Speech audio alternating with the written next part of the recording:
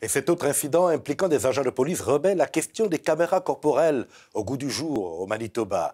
D'ailleurs, le président du conseil de police de Winnipeg, Marcus Chambers, pense à emboîter le pas aux villes comme Calgary, Edmonton, Vancouver, Toronto ou même Saskatoon, où les policiers disposent sur leurs uniformes d'équipement qui enregistrent les interactions avec le public. La province serait ouverte à faire le pas vers ces changements et on annonce de nouvelles réunions à cet effet dans les prochains jours. Well, with the police-involved shootings that have occurred over the last 2 months, there has been considerable call for the consideration of body-worn cameras to be implemented to the Winnipeg Police Service. Again, this is a measure of transparency and accountability. But we have to look and see what the problem is that we're trying to resolve and reverse engineering it to see if body-worn cameras is actually the tool that will assist in bringing about that transparency and accountability. Et pour se donner davantage de clés de compréhension au sujet de la pertinence ou non de ces caméras corporelles à Winnipeg, nous avons sollicité les lumières de Rémi Boivin de l'Université de Montréal. Il a participé au rapport sur le projet pilote des caméras portatives de la Sûreté du Québec. Bonsoir, M. Boivin. Bonsoir. Alors, il y a eu plusieurs cas de fusillade et on s'en rend compte, la question revient, en quoi les caméras embarquées ou les caméras portatives feraient-elles une différence? Il y a des anecdotes, donc des cas où, par exemple, une intervention policière dramatique ou controversée a été filmée. Donc, dans ces cas-là, ce qu'on se rend compte, c'est que l'enregistrement de la caméra portative est très utile pour savoir qu'est-ce qui s'est passé, dans quel ordre, qui était présent, à quel endroit, etc. Mais il ne faut pas négliger aussi qu'il y a des cas où il n'y avait pas d'enregistrement. Donc là, c'est vraiment une décision à savoir, est-ce que la société est prête à payer autant pour un outil qui parfois amène des grandes réponses, puis parfois amène aucune réponse. Alors, quand vous dites les grandes réponses ou aucune réponse, je dois quand même signaler qu'un rapport du conseil municipal de Winnipeg de 2021 parle de la possibilité de renforcer la responsabilité des agents. Est-ce que les caméras diminuent vraiment le recours à la force? Les premiers projets en Californie, à Rialto, étaient très encourageants de ce côté-là. Donc, il y avait une diminution de la force de l'ordre de 80-85 %, donc très, très encourageant.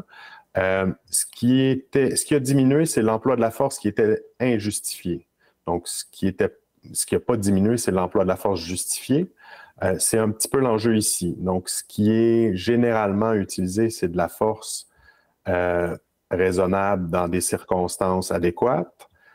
Ça, c'est pas susceptible de diminuer. Donc, il faut vraiment pas s'attendre à une très grande diminution de tout l'emploi de la force, possiblement d'une baisse de l'emploi de la force injustifiée. Pourtant, c'est une force à laquelle, très souvent, on ne veut pas recourir, puisque c'est dans moins de 1% des cas, comme dit la police. Mais qu'adviendrait-il, Rémi Boivin, si le policier affirme que sa caméra ne marchait pas? En fait, quel est le degré de responsabilité d'un agent qui porte une caméra? D'abord, je vais pas répondre à votre question en mentionnant qu'il faut déjà décider, il faut qu'il y ait une directive qui accompagne la caméra. Donc, ce qui est généralement observé, c'est une activation manuelle. Donc, que les policiers eux-mêmes activent la caméra. Puis, ce qui est aussi observé, c'est que généralement, le compliance, l'activation est assez élevée. Donc, généralement, les policiers vont l'activer quand ils doivent l'activer. Il existe aussi des technologies où la caméra est activée elle-même ou activée à distance. C'est pas ce qui est observé dans l'immense majorité des projets, là, un peu partout sur la planète. Donc, il faut voir, question responsabilisation, il faut déjà que le policier active lui-même la caméra.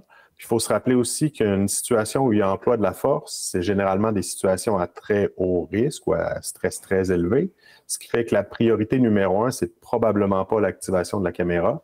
Donc, c'est très, très possible que la caméra ne soit pas activée alors qu'on aurait voulu qu'elle soit activée. Puis, dans ce cas-là, c'est la décision, qu'est-ce qu'on fait dans ces situations-là? Est-ce qu'on sanctionne le policier qui n'a pas activé la caméra?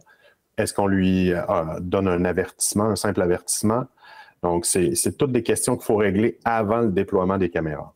Et c'est peut-être ce qui va se régler lorsque le conseil de police va à nouveau interpeller la ville ou la province. Mais on pense également qu'augmenter l'utilisation de la collecte de preuves numériques de cette façon pourrait peut-être avoir un impact sur les enquêtes. Pour le chercheur que vous êtes, Rémi Boivin, est-ce que cela accélère ou du moins change la célérité judiciaire, qu'on n'aille plus devant l'unité des crimes indépendants pour longtemps? C'est ce qui a été observé. Donc, l'histoire de la recherche pour les caméras portatives ou les caméras corporelles là, est assez jeune, mais déjà, on voit qu'il y a comme 3 grandes périodes. Donc, la première période, c'était vraiment sur l'effet dissuasif. Est-ce que le port de la caméra a un effet sur le comportement des gens filmés? L'effet est mitigé. Le deuxième phase, le deuxième cycle de recherche portait plus sur la transparence. Est-ce que la police est plus responsable ou plus transparente envers le public? Je vous dirais que ce n'est pas nécessairement le résultat ou le niveau de résultat ou le niveau d'impact qu'on espérait. Pour aller très vite, Rémi Boivin, la ville de Winnipeg estime qu'il faut 7 millions de dollars pour 1300 caméras et 4 millions pour l'entretenir. Est-ce qu'en 2024, l'argent est vraiment le problème? Oui, parce que le 4 millions, ce qu'on oublie de dire, c'est que le 4 millions, c'est chaque année. Donc, déjà, le 4 millions, je le trouve assez optimiste, là, parce que c'est le stockage. Donc, le stockage qui est géré par une compagnie privée qui n'a pas nécessairement l'intérêt numéro 1 du public en tête lorsqu'elle charge les services de police. Donc, déjà, on peut envisager que c'est 4 millions récurrents, donc chaque année. Donc, ce n'est pas la caméra qui coûte cher, mais c'est la technologie derrière. Oui, c'est définitivement le stockage, là. Donc, c'est beau avoir une caméra qui coûte pas si cher que ça, tout est relatif, là. Mais encore faut-il pouvoir utiliser les enregistrements qu'elle fait, ce qui va être permis par le deuxième investissement ou la deuxième dépense. C'est ce qu'on verra dans l'allocation budgétaire que s'est promise le conseil municipal en 2024. Rémi Boivin, c'est tout le temps qui nous est imparti. Merci. Merci à vous. Au revoir.